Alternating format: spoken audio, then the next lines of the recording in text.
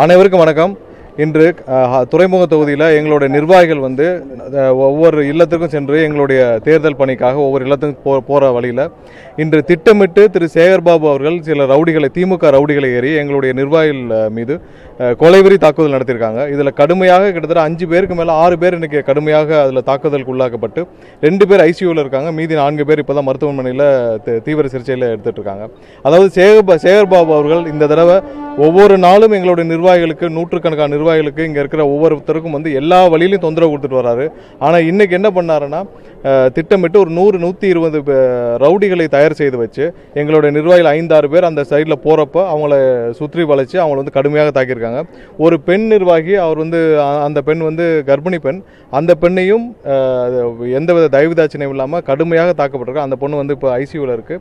இன்னொருத்தர் ஒரு auto driver, அவர் இன்னைக்கு சாதாரண பிரச்சாரத்துக்கு போயிருந்திருக்காரு. அப்போ அவரும் தாக்கப்பட்டு காலையிலேருந்து அவர் ரொம்ப தீவிரமாக ஒரு சிகிச்சை பெற்று வர்றாரு. காலையிலேருந்து வாந்தி, மயக்கம், ஃபிட்ஸ் ரொம்ப ஒரு சிவியரான கண்டிஷனில் இருக்கிறாரு. இது இன்னும் தொடர்ந்து கொண்டே இருக்கிறது துறைமுக தொகுதியில். இதுதான் திமுகவுடைய யூஷுவல் மாடல். ஸோ இந்த மாடலை இங்கே ஆரம்பிச்சிருக்காங்க. ஏன்னா தேர்தல் பயத்தில், தோல்வி பயத்தில் சேகர்பாபு இந்த மாதிரி வேலையை செஞ்சுட்டு இருக்கிறாரு. ஒன்றை மட்டும் சொல்லிக்கிறோம், திமுகவிற்கும் சேகர்பாபுக்கும் இந்த மாதிரி அவர் எந்த வேலையை செஞ்சாலும் எங்களுடைய நிர்வாகிகளிருந்து எந்த தொய்வும் வராது. இதை தொடர்ந்து நாங்கள் எங்களுடைய வேகத்தை அதிகப்படுத்துவோம். இன்னும் வர்ற காலங்கள் இன்னைக்கு 100 பேர் வேலை பார்த்தாங்கன்னா நாளைக்கு 200 பேர் இதே தொகுதியில் வேலை பார்ப்பாங்க.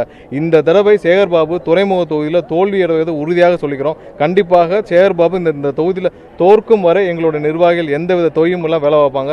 அவங்கள மாதிரி இங்கே காசு வாங்கிட்டு ரவுடி எடுக்கிற கூட்டம் இல்லை. எங்களுடைய தலைவர் ஒரு வார்த்தை சொன்னால் போதும், இங்கே மக்களுக்காக சேவை செய்ய ஆயிரக்கணக்கானோர் காத்துட்டு இருக்காங்க. எந்த தயவுதாட்சியம் இல்லாமல் இன்னைக்கு இருந்து 100-200 பேரில் அதுக்கு அதிகமான ஆயிரக்கணக்கான நிர்வாகிகள் இந்த தொகுதியில் 24 மணி வேலை செய்வார்கள். சேகர்பாபு தோல்வி அடைமுறை வேலை செய்வார்கள். திமுக இது மாதிரியான ரவுடி அரசியலை கைவிட வேண்டும். இன்னொரு விஷயம் கூடுதலாக சொல்லிக்கிறோம், ஒவ்வொரு நிர்வாகி, அதாவது இந்த ஒரு வாரமாக நிறைய நிர்வாகிகள் இங்கே ஃபுல்லாக பிரச்சாரத்தில் செஞ்சுட்டு வராங்க. ஒவ்வொரு நிர்வாகியும் தனிப்பட்ட முறையில் கூப்பிட்டு சேகர்பாபு அவர்களே ஒவ்வொருத்தரையும் ஃபோனில் கூப்பிட்டு அவதூறாக பேசி திட்டி, நீ இனிமேல் பிரச்சாரத்துக்கு வந்தால் உன்னை தொலைச்சிடுவேன், இப்படிலாம் பேசியிருக்காரு.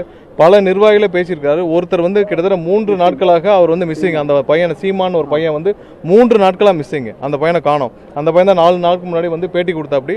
அந்த பையனை 3 நாளில் மிஸ்ஸிங். அந்த பையனுக்கு தனியாக அவரே ஃபோன் பண்ணி பேசியிருக்காரு. இப்போ இந்த சகோதரர் இருக்காங்க, இவங்களுடைய கணவர் தான் ஐசியூவில் ரொம்ப முடியாமல் இருக்கிறாரு. அவர் ஏற்கனவே தலையில் அடிபட்டிருக்கு. காலையிலேருந்து வாந்தி, ஃபிட்ஸ் 2 தடவை வந்துருச்சு. அவர் ரொம்ப சிவியராக இருக்கிறாரு. இவங்க கம்ப்ளைண்ட் கொடுத்துருக்காங்க. எந்த கம்ப்ளைண்ட்டையும் இதுவரை காவல்துறை எடுக்கவில்லை. பல கம்ப்ளைண்ட் இந்த காலையிலேருந்து கொடுத்த, இப்போ இவ்வளோ பேர் அடிபட்டிருக்காங்கல்ல, எந்த கம்ப்ளைண்ட்டையும் காவல்துறை எடுக்கவில்லை. இன்றைக்கி நாங்கள் ஹைகோர்ட்லேயும் மென்ஷன் பண்ணியிருக்கிறோம். அதாவது நீங்கள் இந்த கம்ப்ளைண்ட் எடுக்க மாட்டேங்கிறாங்க, எஃப்ஐஆர் பதிவு செய்யணும்னு. ஒருத்தர் காலையிலேருந்து ஐசியூவில் இருக்காங்க 2 பேர், அதற்கே காவல்துறை கம்ப்ளைண்ட் எடுக்கல. ஒரு பேசிக் கம்ப்ளைண்ட், ஒரு சிஎஸ்ஆர் கூட கொடுக்கல. இது வரைக்கும் எஃப்ஐஆரும் ஃபைல்ஸ் பதிவு செய்யப்படவில்லை. எல்லாவற்றையும் நாங்கள் முறையாக நீதிமன்றத்தில் நாடுவோம். சேகர்பாபு போன்ற ரவுடிகள் அரசியலிருந்து அகற்றப்பட வேண்டும் என்பதுதான் எங்களுடைய ஒட்டுமொத்த தமிழக மக்களுடைய கருத்து. இத்தனை வருஷமாக இந்த ரவுடி அரசியல், இந்த கஞ்சாயவாரி, இந்த மாதிரியான ரவுடித்தனம் பண்ணிட்டு இருந்தவங்க எல்லாருமே தமிழகத்தை கெடுத்து குட்டிச்சவராக்கியிருக்காங்க.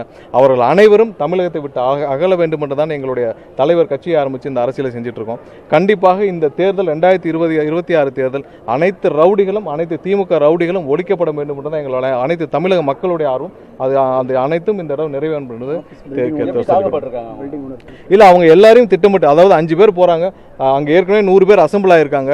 மேலும் ஃபோன் பண்ணி எல்லாரையும் வர வச்சு அந்த 100-150 பேர் சேர்ந்து காவல்துறை முன்னிலையில், இப்போ இந்த பெண்ணை இவங்க வீடியோ எல்லாமே இருக்குது, காவல்துறை முன்னிலையில், காவல்துறை இவர்கள் எல்லாம் முன்னிலையில், காவல்துறையோட காவலோடு தான் இவங்கெல்லாம் தாக்கப்பட்டிருக்காங்க. காவல்துறையோடு சேர்ந்து தான் இவங்க அனைவரும் தாக்கப்பட்டிருக்கிறார்கள். இது இங்கே துறைமுகத்தில் ஆரம்பித்து எல்லா இடத்துலையும் இதே தான் செய்ய அவங்க திட்டமிட்டிருக்காங்க. அதற்கான ஒரு முன்னோட்டம் தான் துறைமுகத்தில் அவங்க பண்ணியிருக்காங்க. தேர்தல் தேதியை அறிவிக்கல, அதுக்குள்ளே இப்படி தாக்குறாங்கன்னா தேர்தல் தேதி அறிவிச்சு வேலைகளை தீவிரப்படுத்திட்டா அப்போ அதை எப்படி எதிர்கொள்ள இருக்கீங்க? இல்லை, இவங்க கடுமையாக இதை செய்வார்கள். இதை மக்கள் அனைவருக்கும் நாங்கள் எடுத்துக்கொண்டு, எங்களுக்கு இருக்கிற ஒரே இது நீதிமன்றத்து மூலமாக நாங்கள் அனைத்தையும் எடுத்து சொல்வோம். அது அடுத்ததாக இங்கே இருக்கிற பத்திரிகையாளர்கள் உங்கள் மூலமாக தான் நாங்கள் எடுத்து வெளியே சொல்ல முடியும். ஸோ எல்லாவற்றையும் மக்கள் முன்னாடி நாங்கள் கொண்டு போய் சேர்ப்போம். நீதிமன்றத்தை நாடி எங்கெங்கே இப்போ எஃப்ஐஆர் போடுவோம். ஒரு பையன் முந்தானத்துக்கு முன்னாடி பேசுகிற அப்படி அவர் 3 நாளாக காணோம். அவருக்கு தனிப்பட்ட முறையில் ஒரு 25 வயசு பையனுக்கு ஒரு மினிஸ்டர் ஃபோன் பண்ணி பேசுகிற அளவுக்கு இவர்களுக்கு என்ன பயம்னு உங்களுக்கு எல்லாருக்கும் தெரியும். தோல்வி பயம் ஒன்றே காரணம். இவர்கள் இது வரைக்கும் சென்னையில் வேறு எந்த கட்சியும் இந்த அளவுக்கு வேலை செய்யவில்லை. எங்களுடைய கட்சியினர் மட்டும்தான் இன்னைக்கு எல்லா தெருக்களிலும் எல்லா வீடுகளும் கொண்டு சேர்ந்து சேர்ந்திருக்காங்க. அந்த ஒரு பயத்தால் தான் இவர்கள் வந்து வேற யார் மீதும் எந்த தாக்குதல் நடத்தாமல் எங்களுடைய தமிழக வெற்றி கழக நிர்வாகிகள் மீது மட்டும்தான் இந்த கொலைவெறி தாக்குதல் நடத்திட்டு இருக்காங்க. எதற்கும் நாங்கள் அஞ்ச மாட்டோம், எதற்கும் நாங்கள் பயப்பட மாட்டோம். சேகர் பாபு இது இன்னும் புரிஞ்சுக்கணும். அவர் பார்த்த அரசியல்லாம் வேற, நாங்கள் செய்து கொண்டிருக்கும் மக்களுக்கான அரசியல் வேற. அவர் இதெல்லாம் புரிஞ்சுக்கணும். என்ன செஞ்சாலும் எங்களை தடுக்க முடியாது.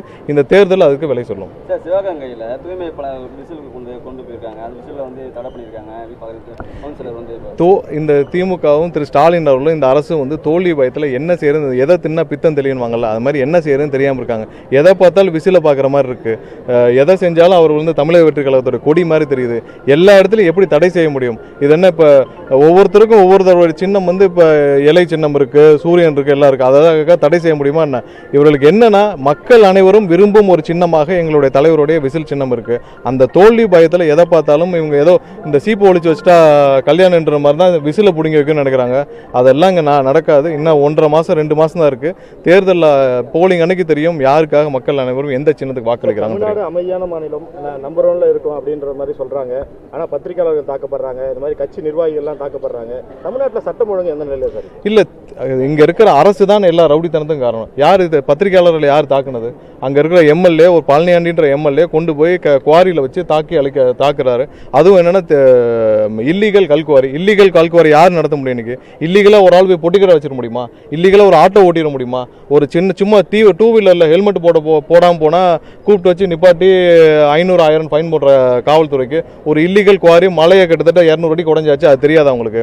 ஸோ பத்திரிகையாளர்கள் இங்க இருக்கிற எல்லா இல்லீகல் ஆக்டிவிட்டியும் செய்யறது திமுக தான். திமுக அமைச்சர்கள், திமுக நிர்வாகிகள், திமுக எம்எல்ஏ தான். அதை தட்டி கேட்டால் யாராக இருந்தாலும் தாக்கத்தான் செய்வாங்க.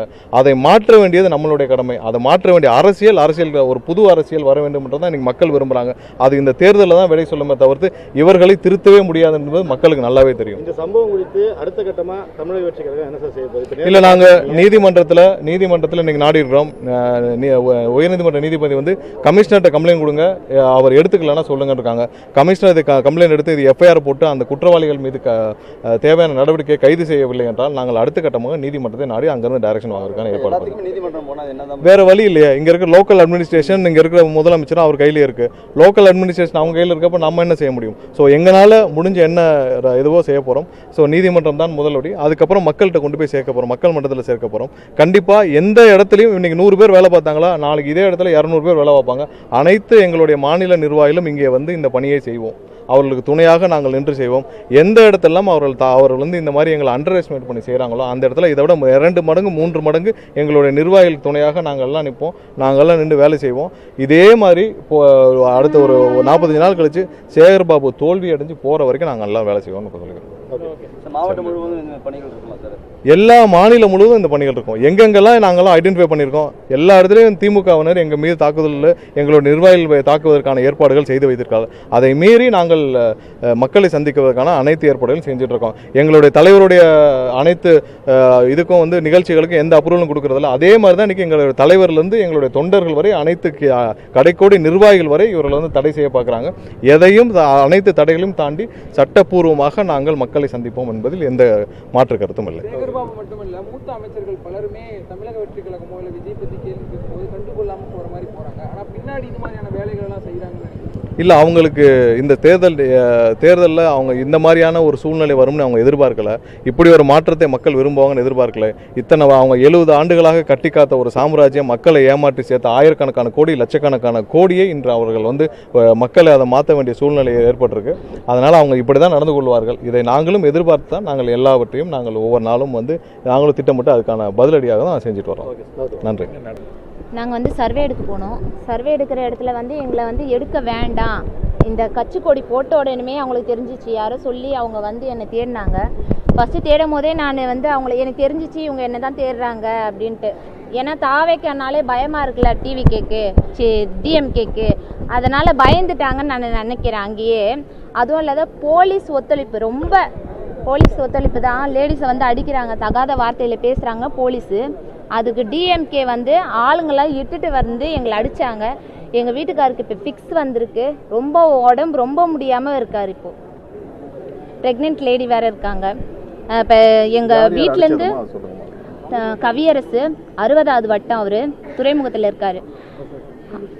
அசாத் அவங்க தான் அசாதுன்றவங்க அவங்களும் தான் அடிச்சாங்க. அவங்க சொல்லி தான் கவியரசு வந்து அடிக்கவே சொல்ல முதல்ல சொன்னாரு. வந்து நீங்க சர்வே எடுத்தேன்னு சொல்றீங்க, அங்க வந்து என்ன நடந்துச்சு, என்ன உங்ககிட்ட வந்து என்ன கேட்டாங்களா, எதனா பேசுனாங்களா? ஆமா பேசினாங்க. எடுக்கக்கூடாது, எங்க வீட்டுக்காரர் சட்டையை பிடிச்சி இழுத்தாங்க. நாங்க சொன்னோம் அண்ணா கை வைக்காத பேசுங்க, கை வைக்காம பேசிட்டு எது வந்தாலும் முடிவு பண்ணிக்கோங்க அப்படின்னு சொல்றேன். எங்க மேல் இடத்துல இருந்து ஆள் வரட்டும், அதுக்கப்புறம் நீங்க எது வந்தாலும் பேசிக்கங்கண்ணான்னு சொல்றேன். அதாங்களே அவங்க ஆளெல்லாம் திரட்டி வந்து எங்களை அடிக்க ஆரம்பிச்சிட்டாங்க.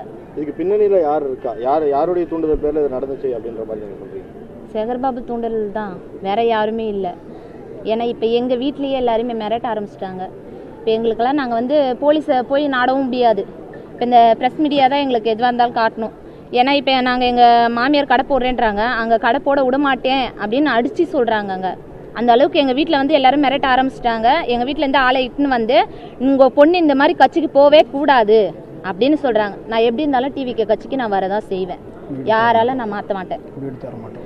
அதுதான் என்னன்றாங்க, உங்களுக்கு வீடு தர மாட்டேன், நான் டோக்கன் தர மாட்டேன். எனக்கு டோக்கனும் வேணாம், எனக்கு வீடும் வேணாம். நான் வந்து ரோட்டில் கூட படுத்துக்கிறேன். நான் ரோட்டில் தான் இருக்கேண்ணா.